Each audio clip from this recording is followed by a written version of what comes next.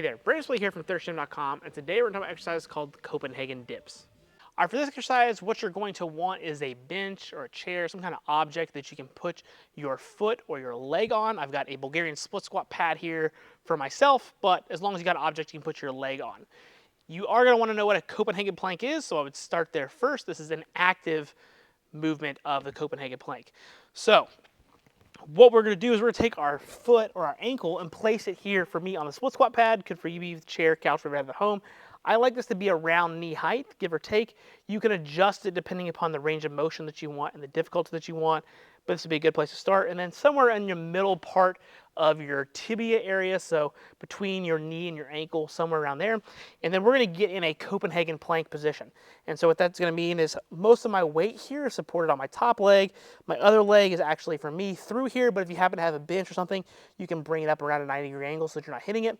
And then the dip portion of it here is I'm actually going to let my hips dip towards the floor, letting my adductors get as long as I can here in this position, and then using my adductor of my top leg, in my case, my left leg, to actively pull me back up into that position.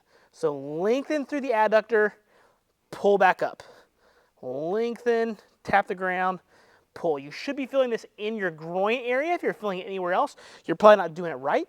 The biggest issues I see with this is that people leave their butt behind. So what they're going to want to do, it's going to be really hard for me to do it because I've not done it enough incorrectly, but they're going to leave their butt sagging like this and then try to pop up and down. And that does not, one, feel good, but I'm also not getting as much of my adductor involved in the exercise. I want to make sure that my hip is forward, straight from ankle to head, dip down, come back up, and just control. If it's incredibly hard, you just scoot your leg closer towards that pad so you have a smaller lever arm, and you do the same thing, and now it will be easier. Or you can decrease the height of the object that you're using. So in my case, it would be a split squat pad, or you can find a different bench height or what have you. So this is clearly more of a prehab / groin rehab-based exercise that's going to allow the adductors to lengthen and then use them to adduct the leg back towards the midline. But we're going to involve our trunk on our midsection as well because we're essentially in a side plank position.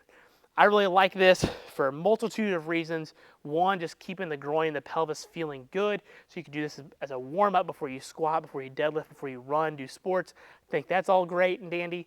I think also another great place to put this in is part of your trunk work. So if you are doing side planks and dead bugs and different loaded carries and things, this deserves a spot in your training program, not only to keep your groin and your hips happy, but you can also get some free abdominal work out of it as well as part of your training plan. So I recommend doing this anywhere from 2 to 4 sets of about 8 to 15 dips per side.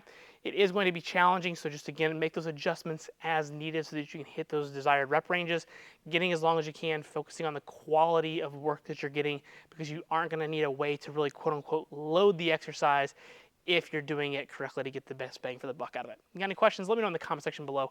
Thanks. Have a great day.